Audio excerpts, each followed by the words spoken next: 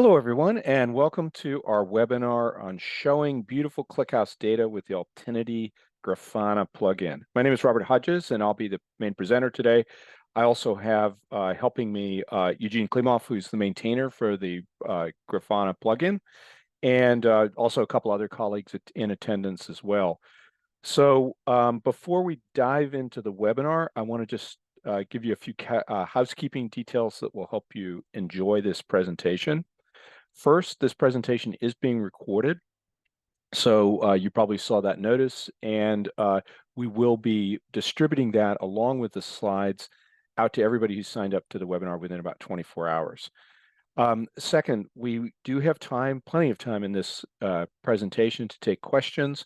You can put them into the question and answer box that's supplied by the Zoom webinar. You'll find it on the little control plane that you have, so feel free to type questions in. Also, if you feel like it, you can just throw them into the chat. If the questions are relevant to what I'm talking about, I'll just address them right there. Otherwise, we'll catch them at the end. I think that's about it for housekeeping. Excuse me. Let's go ahead and dive in. So very quick introductions here. I'm Robert Hodges, so I've been working on databases for actually a really long time, and it's more than 40 years now.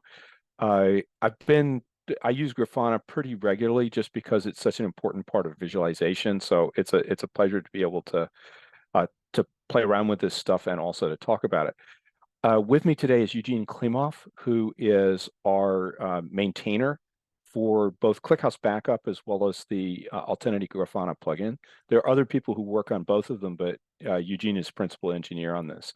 He's also a major contributor to the Altinity.cloud. Speaking of which, that is one of the main products that we have here at Altinity. We are an enterprise provider for ClickHouse. We let you run it anywhere. You can run it in our cloud.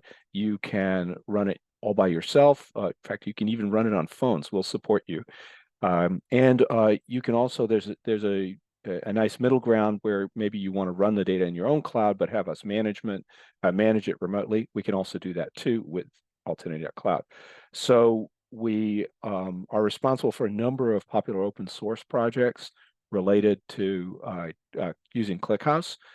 In addition to the Grafana plugin that we'll be talking about quite a bit in this talk, we also wrote the Altinity Kubernetes operator, which is very popular for running ClickHouse on Kubernetes, the ClickHouse Backup, and a number of other projects that you may already be using. That's it for marketing. Let's get into the tech stuff. So here's a quick introduction to the Altinity Grafana plugin. And I think it helps to give a little bit of history because many people who use this may not know actually how old it is and how popular it is. So this started out as a community project that was written originally by Roman Kavronenko. He's actually one of the founders of Victoria Metrics, and that's what he works on full time. So very focused on observability.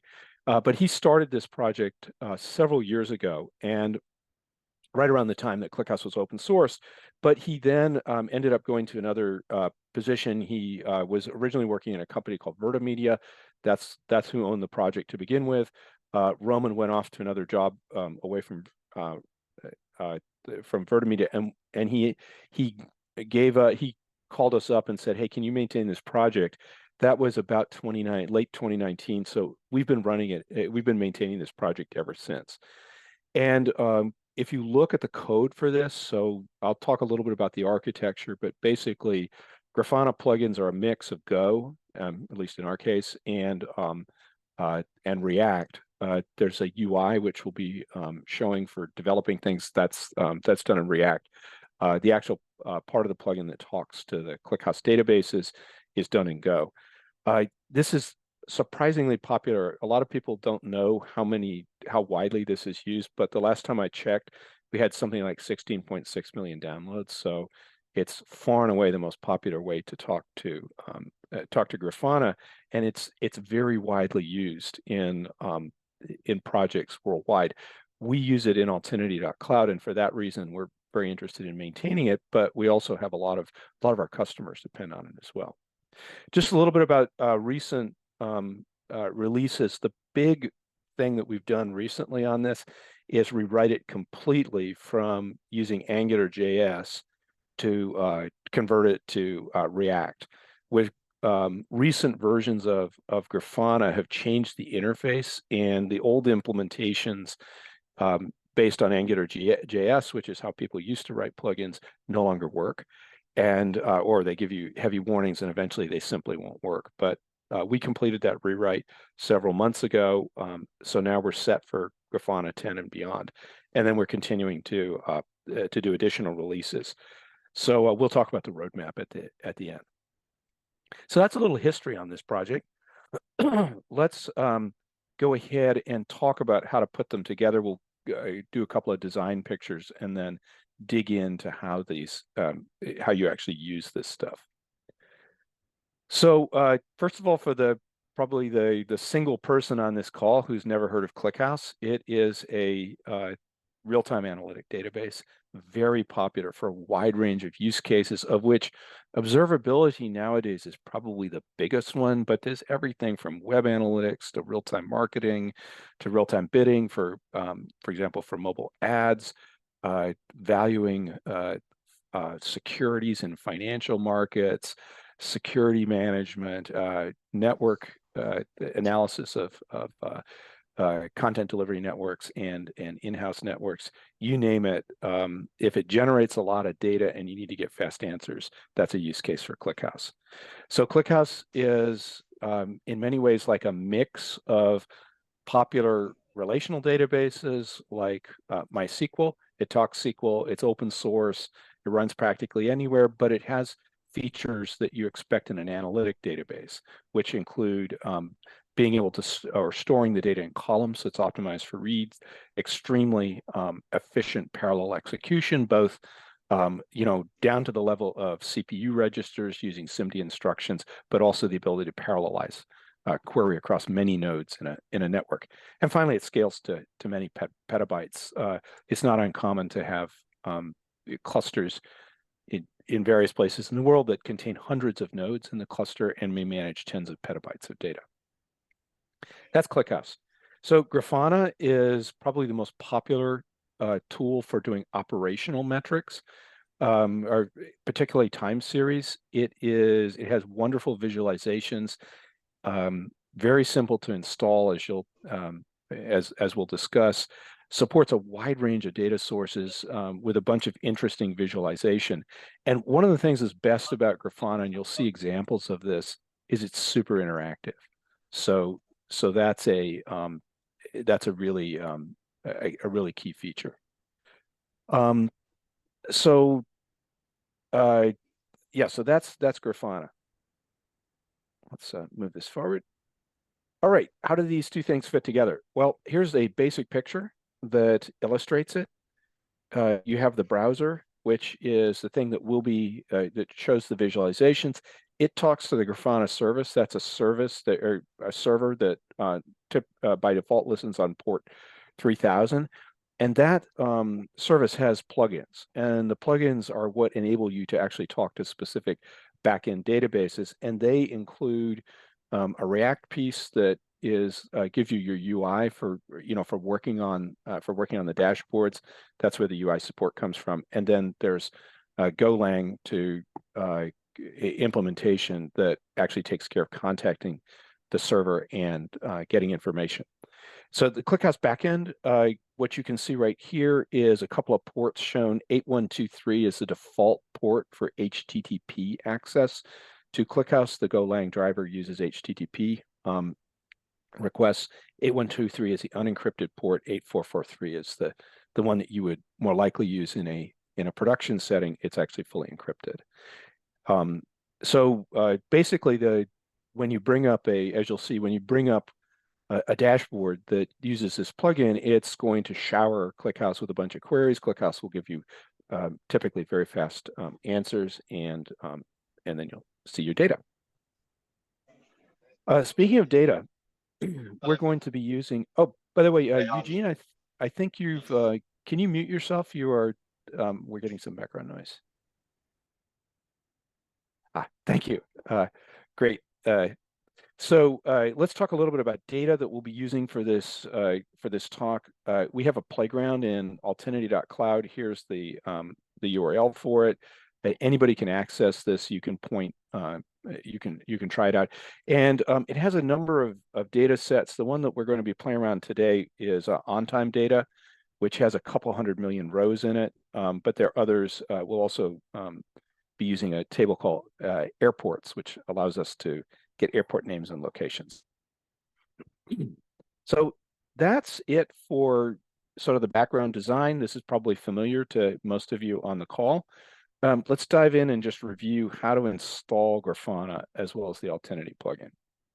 So here's an example of setting it up on locally on Ubuntu. So if you're an Ubuntu person, these commands look pretty harmless. You're basically adding the Grafana repo to your apt repository or to your list of repositories, getting the GPG key, and then going ahead and installing Grafana. And that'll pull it down. And then once you've pulled it down, you can directly install the Altinity plugin using the commands that are shown here, the Grafana CLI. So you just say Grafana CLI plugins install, and then you give the name of the plugin. Here's a pro tip. So it's labeled as the Vertimedia ClickHouse data source, and the reason is that the way that Grafana manages their plugins, once you set the name, you cannot change it. So even though the code is actually in our GitHub, even though when you go to it, it will say the Altinity plugin, and we maintain it, of course, fully, it still has the old Vertimedia name. But since you've heard the history about how it was developed from Vertimedia, that sort of makes sense. Kind of gives them credit for doing something cool. Once you've done that, once you've got that installed, you just restart the Grafana service, and you're off and running. You can set it up on Docker. Here's a quick example.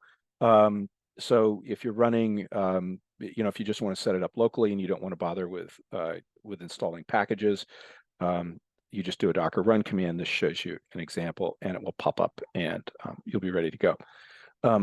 Actually, normally the port would be mapped to 3000. I think was running another one in the with a regular Ubuntu installation, so I remapped the port to 3001. And we have a script to bring it up with Docker Compose. If you like that, you can bring it up on. You can use Helm chart to bring it up on Kubernetes.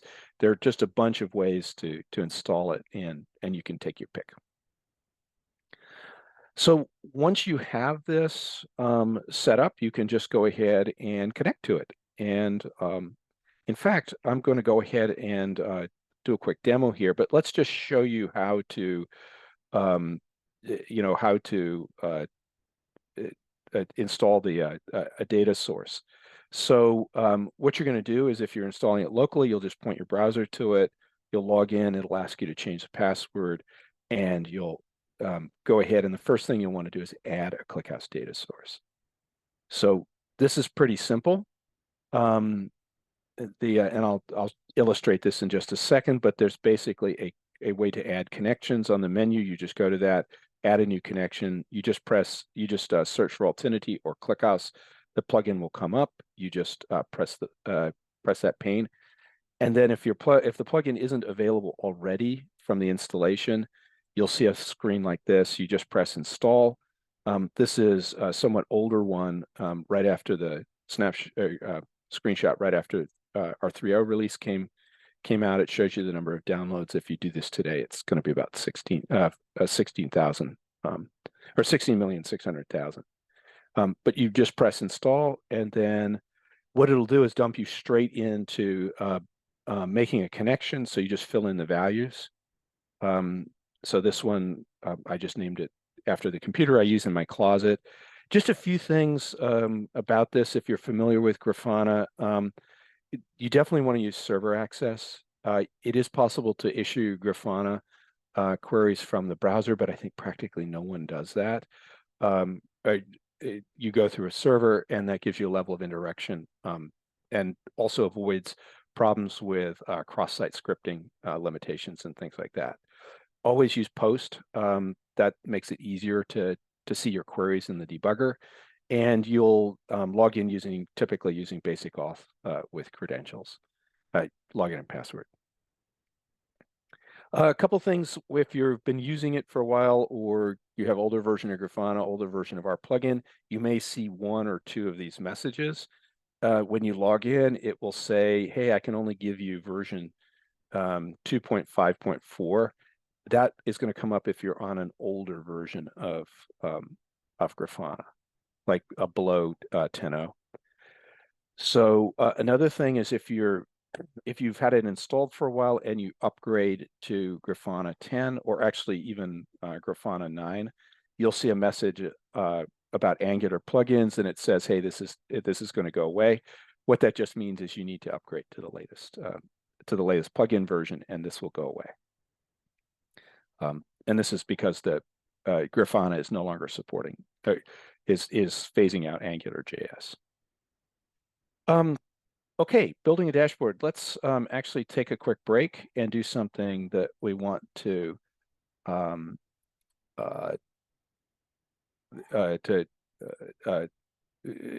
something I wanted to do earlier, which is give you a nice demo. So instead of looking at slides, let's go ahead and actually look at a Grafana dashboard. So this is a sample dashboard that that I created that scans airline data in this Altinity .cloud playground that we have. And so doesn't have any data, doesn't look very exciting. That's the reason for this is we're using this airline on time database, and the data set that we have doesn't include data up to the present day. You notice it's scanning for the last 6 hours. That's not very there's no data for it. So what we're going to do is actually put in an interesting time range. And let's look, in this case, let's look at airline data for the year 2020, which, as you recall, was when COVID started. And here we go. We select that, and you can see how quickly the data comes up. So it's within about a second or so. We're fully populated, and we have data that covers all airlines during that era, and with these really nice graphs, we'll zero in on that in just a second. We also have data for particular airlines, and we can look at the performance of individual airlines during this time.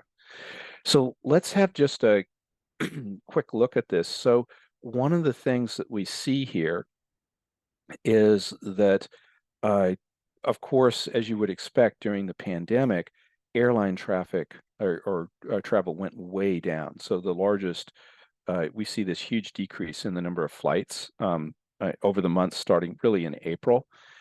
We can also see some kind of interesting behavior here where we had, flights being canceled.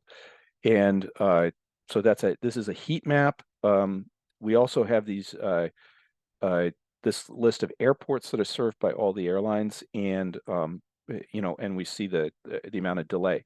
In the aggregate, it doesn't look too bad, but let's zero in a little bit because this is something you can do really easily with Grafana. And let's pick an interesting airline. I'm going to go ahead and zoom in on Southwest, which for those of you who fly a lot, their code that they use in this database is WN. So if I go in and do that, it doesn't change the top part of the panel or top part of the dashboard because this is airline data for all carriers. But as we go down here, we see that there is, there's Southwest Airways. And one of the things that I'd like to zero in on a little bit is you see these little areas where there are, overall, it looks like if we look at the on-time performance for particular airports for Southwest, it looks pretty good. But if we look down, we can see that there are spikes here. And in fact, there are times when Southwest has very bad on-time performance and they have a lot of canceled flights. So for example, this is where we see a huge number of canceled flights right around the time of COVID. But let's zero in on one of the one of the points where they had a lot of delayed arrivals. And the cool thing about Grafana is, of course, you can just highlight parts of the graph like I'm doing right now, and it will instantly zero in on it. And then this gets really interesting because at this point now we see substantial, this is one of your sort of garden variety Southwest Airlines meltdowns where a substantial part of their network of flights becomes late, and then it just cascades across the network. On this particular, during this particular time, which was in early February, it looks like they had sort of a cascading set of delays in the East Coast of the United States, but things were still pretty good for flights in the West. So this is the kind of cool thing that Grafana allows you to do to zero in on this data. Let's back up and take another quick example that you can do, and that is to look at the heat maps. We can see some kind of interesting behavior here. So for example, we have this HA, which for those of you, again, who fly a lot, that's actually Hawaiian Airways. So we can use the heat map to identify particular airlines that are interesting to look at. So let's just go to HA and go ahead and select that. And now we can go down and kind of zero in on what's going on with HA. And matching the heat map, we see actually the heat map was showing canceled flights over time. And sure enough, we can now zero in on the, and we see that here during this time period, Hawaiian Airlines had just a bunch of canceled flights, and that's why it's showing up on the heat map. We can actually zero in more and look at more detail. But for now, I'm going to leave the demo. I think this just demonstrates the interactivity, and one of the things you can see is that this is really fast. We're not using a particularly strong demo server, but it gives really excellent performance, and as a result, we're seeing a huge number of seeing very, very fast performance, both within Grafana itself, because a lot of this stuff is just manipulated inside the browser, but also when we have to go back to ClickHouse, it's really quick. Okay, enough about praising these. Let's talk about how we built these dashboards. I'm gonna have a quick look here to see. Great, my partners are answering questions. Keep them coming, and we'll take time to answer more questions at the end, but this is great. Feel free to put them into the question and answer as well. All right, let's get back to building a dashboard. Okay, so when you build a dashboard, it's pretty easy to start it. I'll show you just in slides what you do, but you basically start the dashboard and you add visualizations. These used to be called panels, but these are widgets, which are those little panels that were in the dashboard that I show you. And you add the dashboard, you add the visualization, put it in the right spot in your dashboard, and then you dive in, edit it, tweak it, try it out, and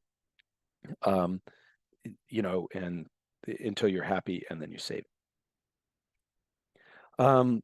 So adding a panel to a fresh, there's a, it's pretty easy to start a dashboard when you come in, but once you start it, you're going to see this big button that says Add Visualization, and that's inviting you to add your first panel to the dashboard. So you just press that button, and what will happen is when you first start, it will then ask you to pick a data source.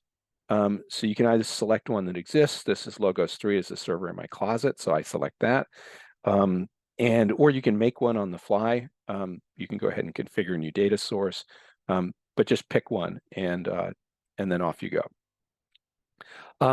The editor, which I mentioned, runs in your browser, contains three main parts.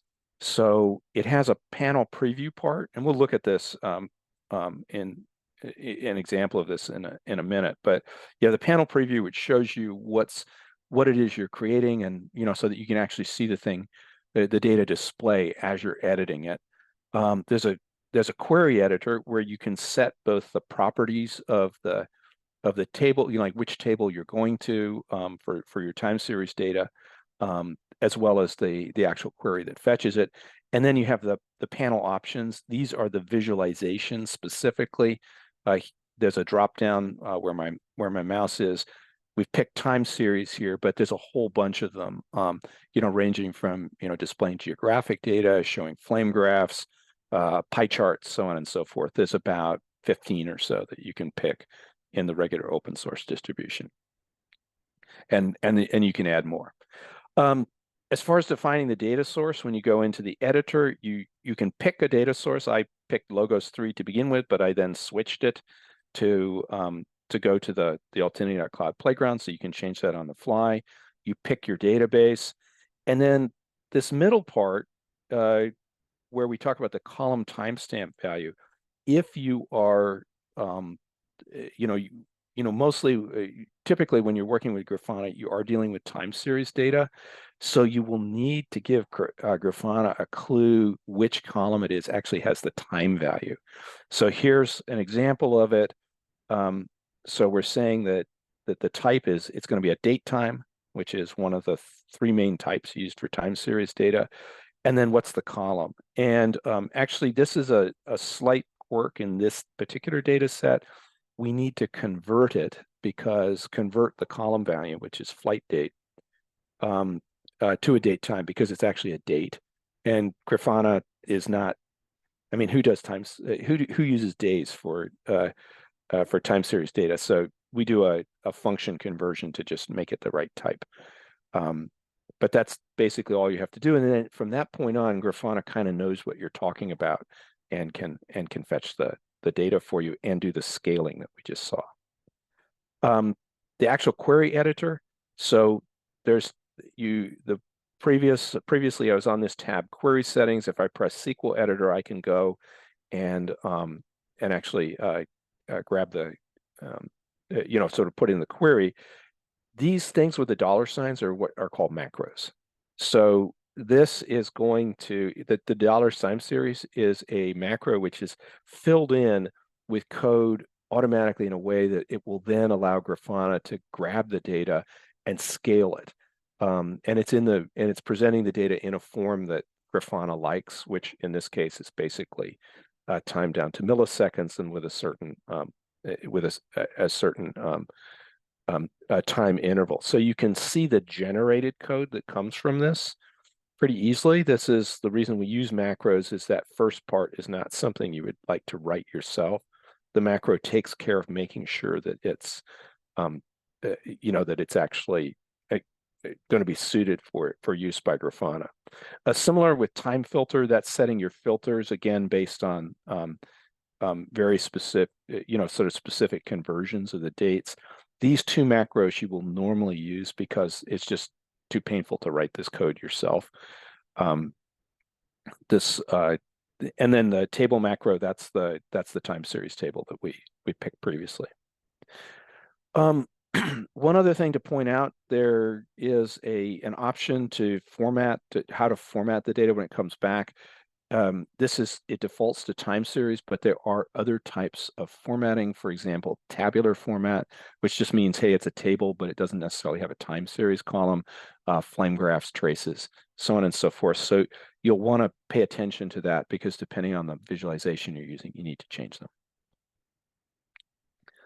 Now, one of the places you'll spend a lot of time in Grafana is in the debugger. So there's actually, technically it's called a query inspector, but this is where you go. Grafana, as you can tell, is a little bit persnickety about these queries. So the first time you put them in, they probably won't work. And then what you'll do is you'll jump into the debugger or the query inspector, I should say, and it has this nice refresh button, and that will run your query that you just put in. And you'll see here that here's the query we're running. So it's showing you the HTTP post request it's sending. And then you can actually go in and even inspect the individual data values that come back. So you do that, and then you can make sure, yes, we're getting, if there are errors, we can see which one. We go ahead and fix them. We can see the exact data we expect. Another important thing is you have these different tabs. This data tab over on the left is a very important one. because that is going to show you the data that actually is arriving at your visualization. So when you're debugging, you want to make sure that you're getting results back with no errors and that something is showing up in that data tab. At that point, it should start to populate inside the visualization. I do a lot of debugging of Grafana SQL because you're writing these very detailed queries. If you have questions, like really need to play around with it, then the simplest thing is to go ahead and debug it directly by issuing the query on ClickHouse. There was a question earlier, what privileges do you need for this? Basically, you just need to be able to read the tables. So you can use the same account that that you're using for the data source. Just connect directly to the server and debug these. This is using the little web interface that's available from ClickHouse. I normally do most of this work inside dbeaver, and you probably have your own favorite tools for it. So quick summary then of basic tips. So for time series graphs, which are among the most common that you're going to be doing, you set the type, the time series type. You select the column that contains the time value. Date types, there's this little workaround where you just convert the your date column to using to-date time. Use time series and time filter. These two macros will handle the time ranges for you automatically, so you won't have to think about them. And then you'll use the time series visualization to display them and show it coming up as bars or lines or whatever you please. And then for all visualizations in general, you have these, sort of have these general things that you'll do. But it's mostly just a bunch of, Grafana is pretty low level. It doesn't have kind of like an intermediate layer where you can define, for example, a cube or something like if you're used to working with superset, compared to that, which, where you can define a virtual, what amounts to a virtual table that hides a lot of this stuff. With Grafana, you're going to be down wrestling with directly with SQL. Okay, so that's, with that information, you can begin building the kind of, panels and dashboard that I just showed you a few minutes ago. Here's a few advanced tricks. So function macros, these are can be really helpful, but they're also a little bit complex. So the basic idea here is because Grafana wants you to write this very low level SQL, we have some macros that can help you write that automatically. So some of the things that that I was doing, like the airline flights, you can get that information. It was a somewhat complex query, not too bad, but I can make it even shorter using a columns macro. And that is just a quick way of bringing back a set of tagged columns that I want to display in a time series graph. In this case, the count of flights for each carrier over time. And if I use this columns macro, what happens is that will then translate to SQL that looks like this. So basically, it's a way of, if you have like a lot of time series, this can save you a bunch of typing because that's fairly repetitive, and some code that you really don't want to write yourself. So there are a number of these. These are just some examples. They are that you can use. As long as you fit the patterns that they expect, they can substantially reduce your code. And they also help you with some kind of tricky things, which if you have monotonically increasing counters, like say, hey, number of file descriptors opened, or something, some value like that, or number of, sort of cumulative number of HTTP requests or HTTP 200 errors. This per second is one of a number of macros that help you convert those to a change rate, which is, again, a calculation that you probably don't want to code yourself. Selection variables. So in the demo, I was selecting airplanes, airline carriers. Those are variables. And the way that you do is you go into the setting, set those up is you go into the settings, and pick the variables tab, and then you can define individual variables. You just press new variable, and then for each of them, you can provide a query to go fetch it and populate the drop-down list. It's pretty easy to do. And then what's nice about this is not only are these variables available to use inside your queries, you can also use them inside things like titles as well. So here's an example where I made that, and now I can use it inside queries that I'm using for particular visualizations. Multiple queries. So in the query editor, it's often convenient and even necessary to have multiple queries to get all the data you want to show. Here's an example. Let's say we want to do a pie chart of the relative share of flights. Well, there's a bunch of carriers that have a very small number of flights, and they will just be like a tiny sliver of the pie. So in this particular case, to show the main carriers and then the rest, I did 2 queries. So here's the top 5 carriers by flights, and I used kind of a trick here where I just made a fake timestamp that makes the pie chart visualization happy. So this one shows the top 5 flights, and then this second query does all the rest. And it's basically using a trick with limit, where it's basically redoing the query but skipping the first 5 results. And this may seem inefficient, but it turns out ClickHouse is so fast on this data set that it doesn't matter. And it gives you kind of a nice pie chart where when you actually you'll go in, and what you'll do is you'll have query A, and that's the first of these queries I just showed you. Query B, that's the second one. They return data that looks essentially the same, and Grafana will just union them together and then draw this nice pie chart for you. Other fun things to try in Grafana. You can put in alerts. I don't have any examples of them today. We're probably going to do a webinar on just alerting in general that also digs into things like Prometheus.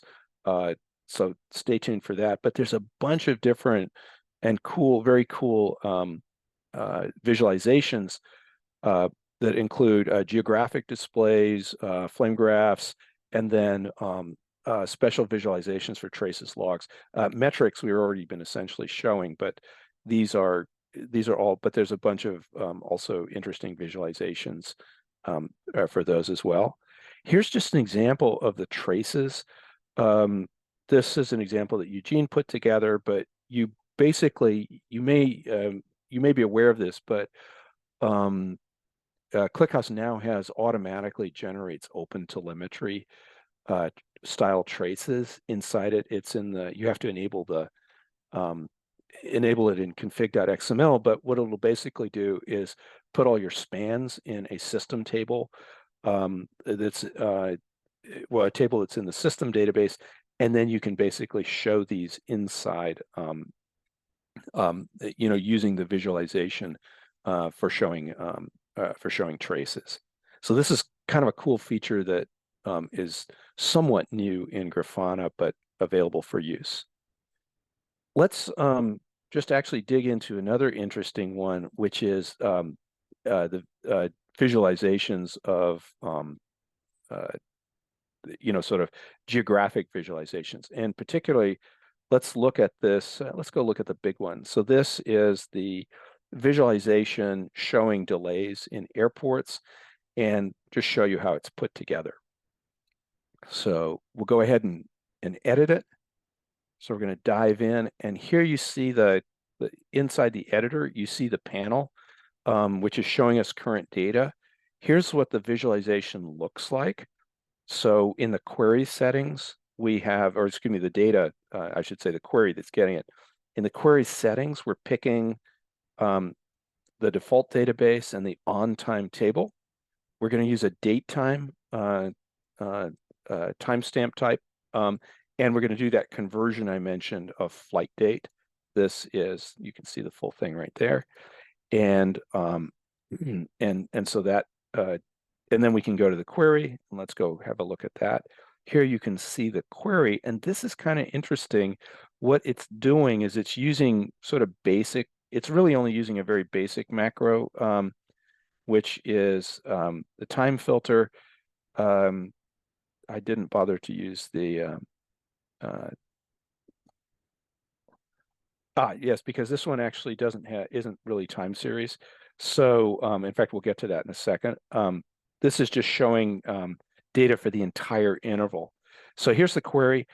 It's using a subquery to do the scan and compute delay percentages, and then by destination airport. And then what it's doing is when it gets that group data back, it's joining it on the airports table so that we can get the destination name, which is something we want to get, the destination latitude and the destination longitude. And actually, if we that name is interesting because we can then, that's one of the things that allows us to go ahead and look at particular airports and get the actual information about them. So here we can see that Dallas-Fort Worth was, had 13.5% of arriving flights delayed. Another thing to notice is this format as table. This is not time series data. So we have to tell Grafana that, because then that ensures that the data will fit into the geomap.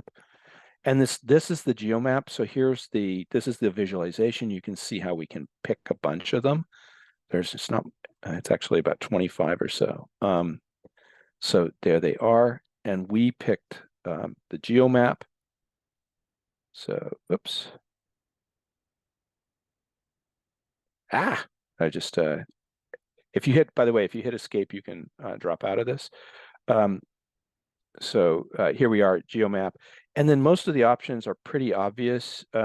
What's nice is if you format this, in this particular example, the way that I formatted the query and the names like latitude and longitude, it just recognized automatically, hey, that's the location, and automatically connected it up. So I didn't have to do very much querying at all. One thing I did have to do was to set thresholds.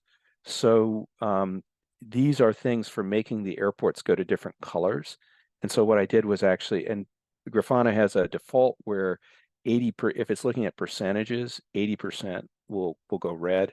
But in fact, for flight delays, we wanted to have it where 10% delayed, make it yellow, 20% go ahead and make it red. So that was something I had to configure.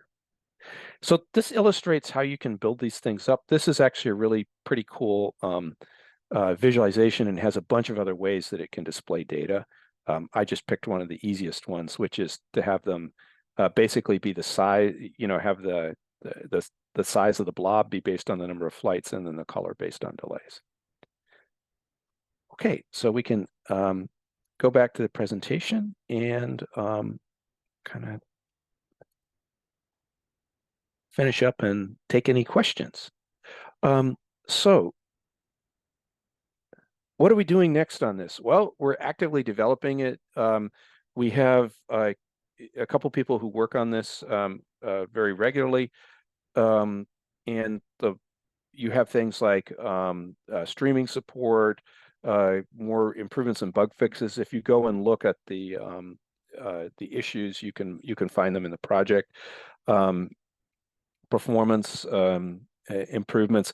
We'll also be working on developing an extended library of visualization examples. We use this stuff constantly, but we actually haven't had a lot of, like sort of a nice visualization library in the past. That's something we're working on. And it will include things like the query example, or the dashboard example I've been playing around with today. And if you want to know about it, you can just go to issues and see what we're working on. This is completely open source. It's MIT licensed. So if you see a problem, go ahead and log the issue. That helps us know what we need to work on next. If you've got a solution for it, submit a PR. We love them. And, it just helps distribute the load and get more people involved in building this out and making it better for everybody. For more information, various references, check out our blog. If you if you want to talk about this, come meet us on Slack. So there's an Altinity Slack channel. You can get the link if you go to our website. It's the little Slack icon on the upper right-hand side. And if you want to talk more deeply about it, you can also arrange if you have a question or you want a ClickHouse support, or you have other things that you'd like to do, go ahead and just you can set up a call and we'd be happy to talk to you. So that's basically it. Just once again, thank you so much for joining this webinar today. Just as a reminder, you can visit us at altinity.com and find out about all the things we do. Altinity.cloud, we do builds for ClickHouse, Kubernetes operator, and of course the Grafana plugin. We love to talk about this stuff, so please come visit us. Oh, and we're hiring as well. So with that, I'm going to just go and see if there's some interesting questions that we want to. It looks like we had a number of things in the webinar chat.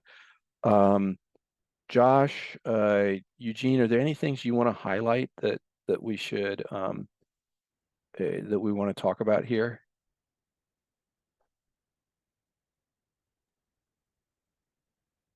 You covered a lot, most of it. Great. Okay. Yeah. So plugin support X509 authentication. By that, I assume MTLS. The answer is yeah, it should actually. But I don't know. I don't know, Eugene, if you've ever configured that. It's usually because it's based on underlying. It's based on just having certificates in the right location.